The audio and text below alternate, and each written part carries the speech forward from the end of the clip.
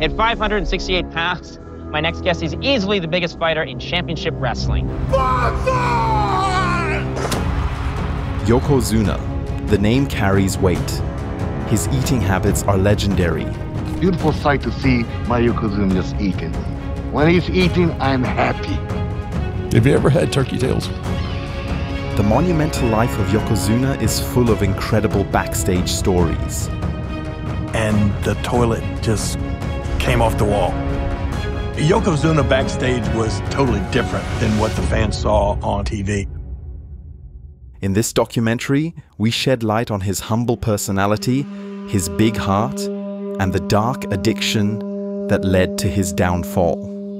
It's hard to tell them, hey, you need to back off. This was the Yokozuna that people didn't know. 𝗵𝗡𝗧. I started when I was 17. My whole family's in the business. Before he started wrestling, 𝗵𝗡𝗦𝗖 played basketball. As a teenager, he started skipping classes to spend less time in school and more time on the court.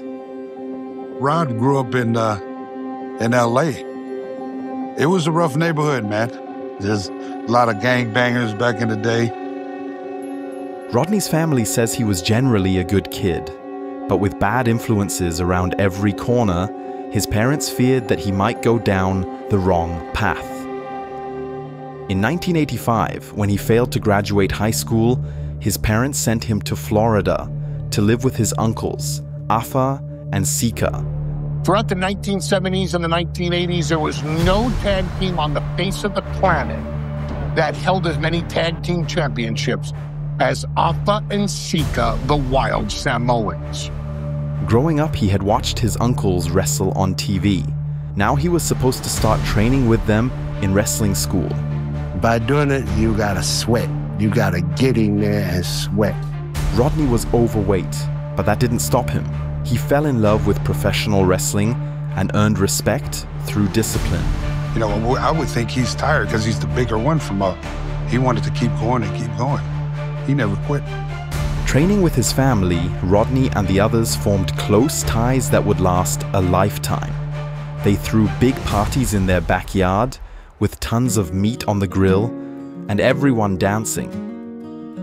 Then at 20 years old, Rodney started his own family. He had a son and a daughter, and he didn't even have a high school diploma. If he wanted to provide for his family, Rodney knew he had to make this wrestling thing work. He started performing on the independent circuit under the ring name Coquina, traveled to Mexico, Europe, and even Japan. Meanwhile, his uncles had achieved legendary status as the Wild Samoans and were nearing the later stages of their careers. Perhaps they could help him get into the WWF. Vince has always had a great relationship with our family. The tie between the 𝗏𝗏𝗧 family and the McMahons formed out of a deep loyalty and well-earned respect. During the Reagan administration, militaristic nationalism and xenophobic attitudes ran rampant. Vince McMahon, the most powerful man in wrestling at the time, knew he could make use of these tensions by making his shows reflect the zeitgeist. American heroes like Hulk Hogan and Lex Luger dominated their opponents. Everybody wants to know what's wrong with America. There's nothing wrong with America. What's wrong with America is blood-sucking beaches like you.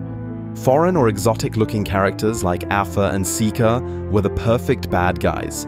The Wild Samoans were depicted as barefoot, spear-carrying savages who ate raw fish and wore grass skirts with implied elements of cannibalism, a far-fetched caricature of Samoan culture. 𝗏𝗏 and 𝗖𝗛𝗏𝗏 accepted their roles as a means of gaining a foothold in the industry and achieving upward mobility, despite finding the stereotypes personally offensive. They were professionals through and through, which earned them the respect of the McMahons. Any character you threw on the Samoan dynasty will make that character come alive. We just want to make money, feed people up, and go home and be happy with my children. Rodney adopted the same attitude. We train them to be respectful, train them to pay their dues and respect the business. When Rodney joined WWF in 1992, he was going to be in a tag team with one of his cousins as the Head Shrinkers, a gimmick modeled after that of the Wild Samoans. But shortly before his debut, a leg injury put him out of action, and he was replaced by Rikishi. Get a load of the shrinkers, would you? Rodney's best opportunity had passed him by. Vince McMahon had no use for him and thought about releasing him. Luckily for Rodney, Vince asked a friend if he had any ideas. And Vince comes to me and he says, see that kid over there, Rodney? What am I going to do with him? So my wheels started spinning. Sumo wrestler. Sergeant Slaughter, one of Vince McMahon's most trusted advisors, came up with the idea for Yokozuna. When Rodney found out he wasn't going to get fired, but got a massive push instead, he shook Slaughter's hand and said, "Thank you so very much. I can't tell you how much I appreciate what you just did for me." When we found out that Rod's going to be, like Japanese sumo character, it wasn't nothing big to us.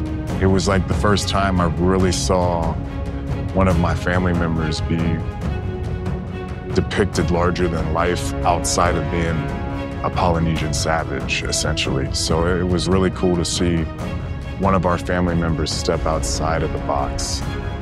Originally, the plan was for Yokozuna to wear nothing but the mawashi, the traditional sumo belt, with no shorts underneath. But Rodney felt uncomfortable with the idea, and Vince respected his concerns. He found other ways to refine his gimmick.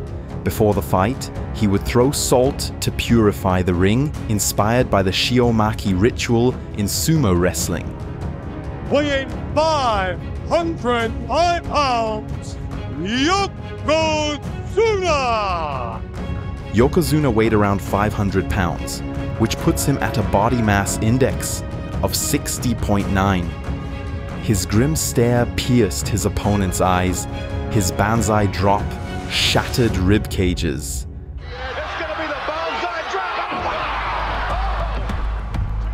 At a time when fans were waking up to the reality that wrestling was scripted, Yokozuna's banzai drop remained one of the few moves they couldn't explain. It looked devastating. Imagine laying there, looking up, and seeing the mass of humanity above you. If you're an enhancement talent, knowing he's not going to take care of you, you know it's coming. Yokozuna took the term squash match seriously. In his early matches against enhancement talents, he let his entire body weight come crashing down on his opponent. Rodney didn't do anything to protect the wrestlers he was working with, because he needed to look as intimidating as possible in the ring. To make it in the business, he had to become a monster. It is an understatement to say he has made quite an impression. Yokozuna. The word Yokozuna describes the highest rank in professional sumo wrestling. They are grand champions, and their eating habits are unparalleled. Rodney liked to eat. Whether it was after lunch or before dinner, he was at catering, doing what he could to maintain his weight. He was a sumo wrestler after all. His size was his key selling point. WWF made segments that showed him running through multiple courses in a matter of minutes. And the reality wasn't much different. Fried chicken was one of his favorites. Can we give him a cholesterol test? Oh, cholesterol very, very low, boy, son. Just like actual sumo wrestlers, Yokozuna had surprisingly low cholesterol levels. This is because he spent a lot of his time in the gym. His workout regimen not only kept him healthy, it kept him quick. The way that guy can move, he was incredible. Definitely one of the greatest big men ever. Fans recognize that not too many guys are going to mess with a guy like Yokozuna. That was the aura of him. Soon there was no denying it. Yokozuna was destined to go far. Only 3 months after his debut, he won the 1993 Royal Rumble, a gigantic push. Many family members came to see Rodney's big match, To me, that was like the biggest WrestleMania of all time. Outside, Caesar Palace, like, man, it was like larger than life. That day, it was a huge day for our family. You know, the love of Yoko, just to, you know, see everybody fly in from all over just to come support him being the main event at WrestleMania. The memories of that Mania and seeing him in that ring, there's something in it just like it's creating endorphins and stuff. Like it's making me feel really good. Yokozuna took the world by storm. At 26, he became the youngest world champion in history, with a 7-year-old Roman Reigns watching backstage. When Rodney won, you could feel the energy and like just how happy and proud we were of him. Rodney's mother was also in the green room with her family, watching the match. And when he won, she was so proud of her son.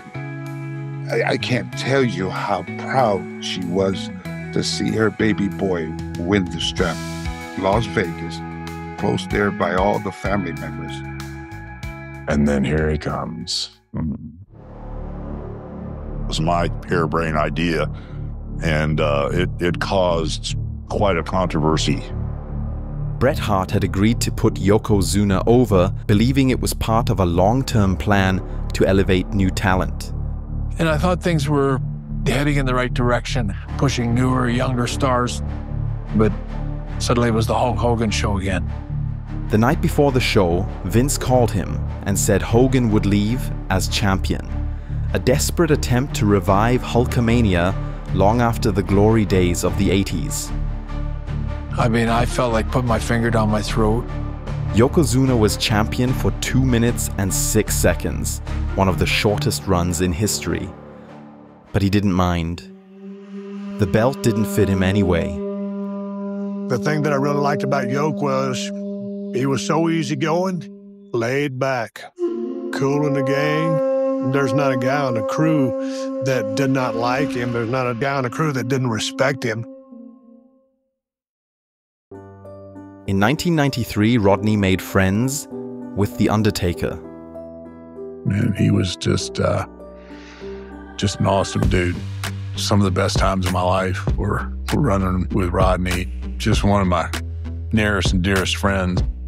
They wrestled in Spain, Italy, Germany, and Canada. We had really great chemistry together. It was magic, man. One time they went to a bar and there was a big line out the front door, but Yoko didn't want to wait. There was a big long line out the bar. This line, we just walked right through it. He loved Rod. That was his brother from another mother. You know, what I remember most was that how much fun he was in the dressing room. He'd have the music going, he'd be singing in the shower. Picks me up with one arm and slams the shit out of me. Literally, he slammed the shit out of me. I shit my pants. I'm lucky I wore black trunks. Back in America, Yokozuna got another chance to win the world title. This time, he beat Hogan. Yokozuna has squashed Hulkamania! Hulkamania is dead! That moment meant a lot to Rodney and to his friends and family. I mean, that was it. For him to beat Hogan that way, when you beat the Golden Goose, right? That means you've arrived. Moment that touches my heart. How proud I am to see one of our kids was blessed for this opportunity. That was an enormous accomplishment. It was like, wow. One of ours made it to the very top. They were so prideful. From there on, he became the big star that he was. Less than a year after his debut, Yokozuna was now a 2-time world champion. Normally, you would expect a lot of jealousy backstage. But when Yoko beat Hogan for the title, everyone felt like Rodney got what he deserved. Everybody kind of loved him for being, you know, a good guy. He's a nice dude. He didn't care who you was. You was about, I mean, he talked to the janitor in the building. He talked to people that work in the building. This big, mega superstar in the industry never let the industry change him. He took his platform and he shared and he helped people that he loved. He helped people that were in need. Everybody. When I say, I'm talking about our whole clan. Rodney was extremely generous. He wrote Christmas cards with money in them and sent them to everyone in the 𝗖𝗏𝗧𝗏 family. Instead of living in luxury, he used his money to take care of his family. One time, his cousin Rikishi was struggling financially. He and his family had just moved into a new home, but they didn't have enough money to install a heating system. I had no money, and Rod, he gave me a blank check, and he signed it. And I came home and put a new system in home. My family and my kids, we had heat in the house. And he was around, you know, when times are hard for me. He was a brother that I can truly call a brother, 𝗖𝗛𝗢𝗍. There were hard times and bad times. He was a great dad. As a father, he was one of the best. But the pressure was on. Like most wrestlers, Rodney couldn't be home as much as he wanted to, but when he did come home, he made that time count. Jimmy and Jey Uso recall big barbecue parties with the whole family. The first thing Rodney would do when he dropped his bags was wake up all the kids, fire up the grill, and start dancing. When he didn't have time to pick his children up from school, he would send a limousine. Even though Yoko himself never traveled in limousines, he was too big and needed to drive in a van instead. As his size increased, it became increasingly difficult to travel. We had first class seat, but he was so big that he couldn't fit in the seats. He had that demon. It's hard to talk about. I think just our, excessive lifestyle kind of caught up a little bit. Other wrestlers had vices like drinking too much or sleeping around. Yokozuna's excesses were all related to food. He was known to eat massive quantities of food, up to 20 times as much as a normal person would eat in one sitting. Have you ever had turkey tails? It's the ass of a turkey, so there's just a minuscule amount of meat. The rest of it's just fat. Rodney loved fried turkey tails, dipped in a large jar of mayonnaise. Jimmy Uso recalls how he ate about 50 of them at a backyard barbecue once. Another time, some wrestlers were having a party at The Undertaker's house in Nashville. He shipped a cooler full of turkey tails. When Rodney lost the world title at WrestleMania 10, he was 27 years old. Most sumo wrestlers retire in their late 20s, but Yokozuna's career was only just taking off. I think that there would have been many more other WrestleManias, but the question was, could he keep up? What do you like the best about wrestling? The traveling, get to see all over the world. Name it, I've been there. Every little town, every state, every country you can think of, I've been there. Following his 280-day reign as world champion, Yokozuna flew to Japan to take part in the WWF Mania Tour. Despite the uncomfortable plane ride, he looked forward to his stay. Other wrestlers might have worried that the Japanese crowd would see through the absurdity of a Samoan American playing the role of a Japanese sumo wrestler, that his gimmick could be seen as disrespectful, but not Rodney. He knew his monstrous size and grim stare were enough to intimidate any opponent and fascinate any crowd. Instead of his usual mock Japanese, he simply yelled in Samoan now. On the flight home from Japan, Yoko sat crammed in his seat when fellow wrestler 𝗚𝗙𝗢𝗚𝗏 appeared and offered him a chunk of his chocolate bar. Yoko, who always had a sweet tooth, accepted and asked him if he had any more. Little did he know the chocolate bar was laced with a laxative, A few hours later, he jumped up out of his seat and asked the flight attendants for help. Kurt and the others started laughing, while Yoko was being escorted to the back of the plane in a panic. He was too big to use the airplane toilet, so the flight attendants covered the floor with newspaper and held up a blanket as he did his business. Surprisingly, Yoko didn't take the rib personally. These pranks were common among wrestlers at the time. 1 year later, in 1995, Yokozuna's friend 𝗖𝗛𝗣𝗬𝗥𝗚𝗚 played an ill-advised joke on an overseas flight, cutting strands of hair from Shawn Michaels and Scott Hall while they were sleeping. When they woke up and noticed, they were furious. Michaels and Hall were part of the Clique, a powerful group of wrestlers backstage who were looking for opportunities to push out wrestlers who were not part of their inner circle. After the prank, 𝗖𝗛𝗣𝗬𝗥𝗚𝗚 became their target, and the Clique orchestrated a plan to get him fired. But Yokozuna stood up for his friend. He was in a group with The Undertaker, the Bone Street Crew, or BSK, who also wielded significant power backstage, enough to help his friend and keep him from getting fired. And he get up, went straight to them and tell them why you want 𝗖𝗛𝗣𝗬𝗥𝗚𝗚 fire, when the only thing he's doing is bringing food to his house. And he went off on those guys. I said, man, thank you. You appreciate that. That's people that you love. It's for reasons like this that Yokozuna held the respect of the entire locker room. Alongside The Undertaker, he occasionally acted as judge in so-called wrestlers' court.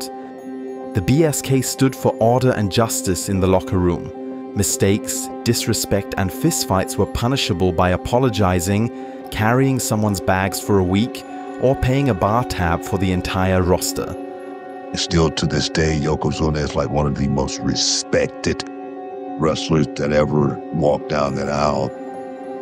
Another notable backstage incident occurred when Yokozuna went to the bathroom at a show in Pittsburgh. He sat on the toilet, and the toilet just came off the wall. I came around the corner, and we heard this big explosion. I thought someone flushed a hand grenade down the toilet. He actually cut his butt cheek on some of the broken porcelain. I remember it wasn't any fun. There was a period when Yokozuna's growing size was seen as a positive for his character. Now, it was a growing concern. In the ring, Rodney was still as agile as ever. He didn't want to give in to his bodily limitations and kept wrestling at a high pace. But his heart couldn't keep up. You could almost feel it. You could feel that it was starting to become a struggle. By the end of the match, Rodney was breathing heavy and could barely get up. He had to stop on his way backstage just to catch his breath. Get it on! And look at Yokozuna. Come on, big boy! The heavier Rodney got, the more pain he was in.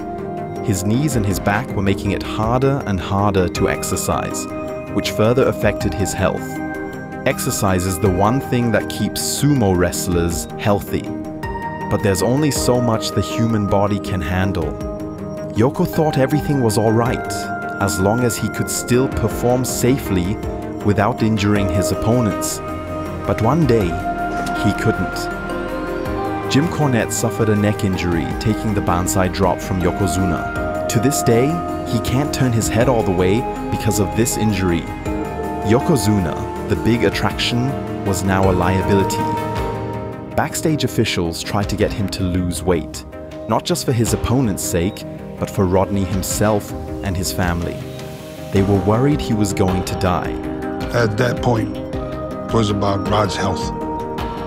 And they wanted to do something so he can take care of himself, physically. In 1996, the WWF sent him to Duke University to participate in a state-of-the-art weight loss program. They even paid for his treatment. At first, things were looking good. Rodney lost 100 pounds. His wrestling friends were hopeful that maybe he could return to the ring sooner rather than later. But it was all water weight. The doctors had given him heavy diuretics. Weeks later, he was back where he started and after that actually started gaining weight because he didn't stick to the rules of the program. Vince tried to send him to Duke. It's been a while, but I want to say that somebody helped him, or he found somebody that would sneak chicken into the center for him to eat. The first time that I got to meet him, I ended up being the Yoko go get it guy. Hey, Mark, go get me a bucket of chicken. What am I going to say? Yoko, man, you're 600 pounds. You should be around 400. 𝗂𝗚𝗏 the Giant, another famous wrestler who died young due to his immense size, refused treatment because of a deep fear that if he lost weight, he would lose what made him special. Yokozuna, on the other hand, refused treatment because food was an addiction. Maybe he was in denial. Maybe. He didn't want to talk about it. Beautiful sight to see my Yokozuna just eating. When he's eating, I'm happy. And what is your current weight?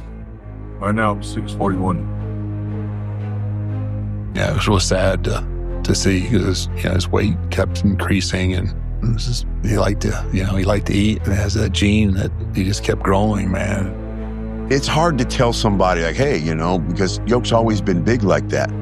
It's hard to tell them, hey, you need to back off. When Yokozuna left the clinic and returned to wrestling, he came back bigger than ever, reaching as high as 700 pounds, a body mass index of 85.2, well beyond the threshold for morbid obesity, warranting urgent medical attention. He was released in May 1998. In his final years, Yokozuna was reportedly so overweight that he needed help maintaining his personal hygiene. He was so big that he couldn't raise his hands over his head to wash his hair. I start to notice, I could be having a conversation with him, and he nods off, falling asleep. He's just, in a deep sleep. And he started choking, looking for air. Jimmy and Jey Uso remember that Rodney couldn't sleep lying down. He had to sit on the floor and lean against the sofa. Jimmy and Jay would bring him pillows and blankets and make his bed as soon as they heard he was coming over. Uncle Rodney's coming through, make sure you make his bed. That's $100. Hey, he would give us 100. His family tried to get him on a diet and encouraged him to exercise, but Yoko didn't do it. He would never tell you that he's hurting. He would do everything with a smile and continue on. That stretcher is never going to support the weight of Yokozuna. Rodney was just a great man. He just, had great values. He just couldn't give it up. Everybody tried to help him. But you have to want to help yourself in situations like that.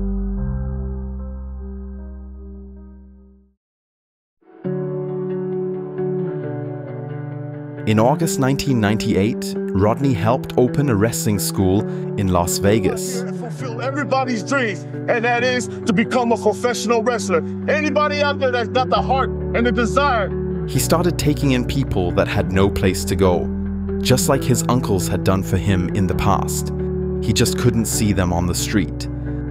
Then, in October of 2000, he took one last flight overseas and wrestled 26 out of 28 days on a UK tour. Everyone knew he shouldn't be in the ring, but the people still loved him. He was doing what he loved, and whether it was in WWE or not. 6 days before his passing, Rodney appeared on the UK game show The Big Breakfast. He was still his same old funny self. Favorite position or maneuver? I have to show you later. So, what do you normally wear when you're in the ring? Because you don't normally wear this, do you? No. No, you It's don't. like a thong. Daddy used to wear one of It's those. like a big thong. The diaper.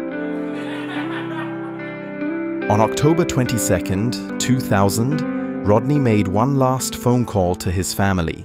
I don't know if he knew that he was not well or whatever, but yeah, he just said he was really, really tired. Everybody said, go to sleep. He died in his sleep. I was just devastated. It was tough. It was tough on all of us. I remember when he passed away, talking to Vince about it. He was real upset, not in a like crying way, but he was like, I tried. I showed up to the arena and I saw a bunch of the boys crying, and I was like, what's going on? Like, and they was like, hey man, Yoke passed today. And I was just broke down,